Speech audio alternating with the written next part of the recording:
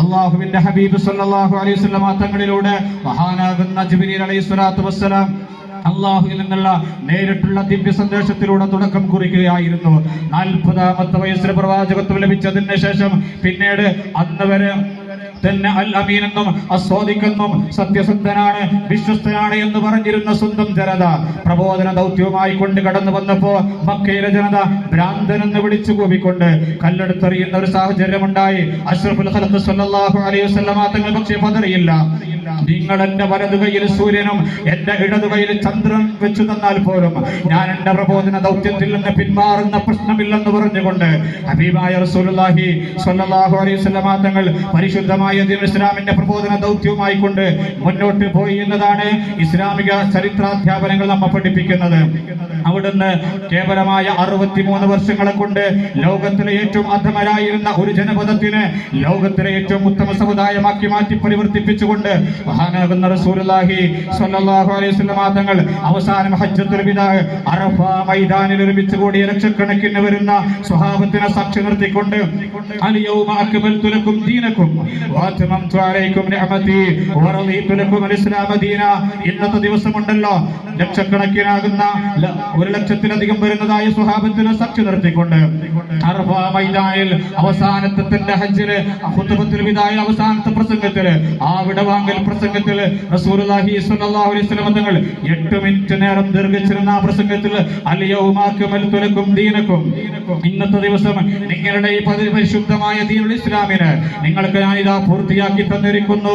അൽ യൗമ അക്മൽതു ലക്കും ദീനക്കും വഅത്മംതു അലൈക്കും നിഅമതി, എന്റെ അനുഗ്രഹത്തെ നിങ്ങൾക്ക് മേൽ ഞാൻ ഇതാ പരിപൂർണമാക്കി തന്നിരിക്കുന്നു.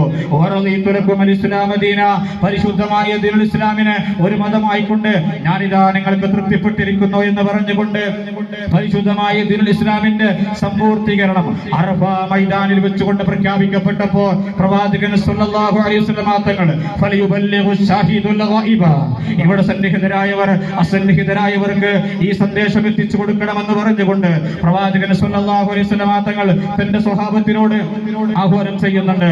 ചരിത്രകാരന്മാർ പറയുന്നത് അവിടെ മഹാന്മാരാകുന്ന സ്വഹാബത്ത് തങ്ങളുടെ കുതിരകളെ ഏതൊരു ഭാഗത്തേക്കാണോ തിരിച്ചു വെച്ചിരുന്നത് ആ ഭാഗത്തേക്ക് തന്നെ യാതൊരു അമാന്തവുമില്ലാതെ തിരിച്ചു വെച്ചുകൊണ്ട് സഞ്ചരിച്ചുകൊണ്ട് ലോകത്തിന്റെ അട്ടദിക്കുകളിലും പരിശുദ്ധമായ ദീനുൽ ഇസ്ലാമിന്റെ പ്രബോധന പ്രചാരണ പ്രവർത്തനങ്ങളുമായി കൊണ്ട് സ്വഹാബത്ത് കടന്നു ചെന്നു എന്നതാണ് യാഥാർത്ഥ്യം. അങ്ങനെ നമ്മുടെ കൊച്ചു കേരളത്തിലുമെത്തി പരിശുദ്ധമായ ദീനുൽ ഇസ്ലാമിനെ പ്രവാചകൻ സല്ലല്ലാഹു അലൈഹി വസല്ലം തങ്ങളുടെ കാലഘട്ടത്തിൽ തന്നെ പരിചയപ്പെടാൻ നമുക്ക് സാധ്യമായി. അൽഹംദുലില്ലാ, നമ്മളൊക്കെ മുസ്ലിങ്ങളായി ജനിച്ചു, മുസ്ലിങ്ങളായി ജീവിച്ചു കൊണ്ടിരിക്കുന്നു. ഇൻഷാ അല്ലാഹ് മുസ്ലിമായി തന്നെ മരിക്കണം. ലാ ഇലാഹ ഇല്ലല്ലാഹ് എന്ന കലിമത്തു തൗഹീദ് ഉറക്കെ ഉച്ചരിച്ച് ഭൂമി ലോകത്തോട് വിട പറയാൻ നമുക്ക് സാധ്യമാകണം.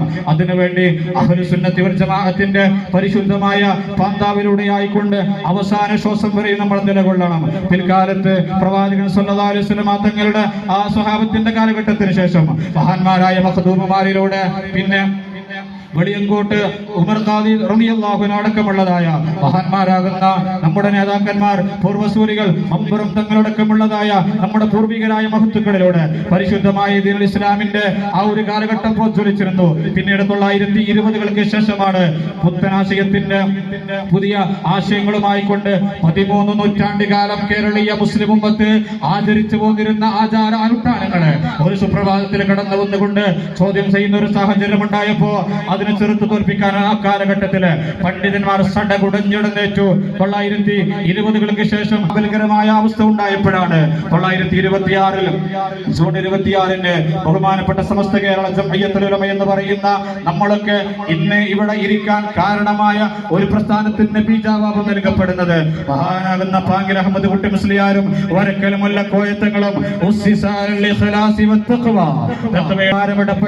മഹത്തായ പ്രസ്ഥാനം 100 വർഷം പൂർത്തീകരിച്ച് അൽഹംദുലില്ലാഹ് തണലിലാണ് നമ്മൾ ഇന്ന് അനുഭവിച്ചു കൊണ്ടിരിക്കുന്ന ഈ സൗകര്യങ്ങൾ. ഈ ആത്മീയമായ ചൈതന്യം കേരളേതര സംസ്ഥാനങ്ങളിലേക്ക് നമ്മളൊന്ന് കടന്നു ചെന്നാൽ അവിടെ മുസ്ലിം നാമധാരികൾ ഒരുപാടുണ്ടാകാം.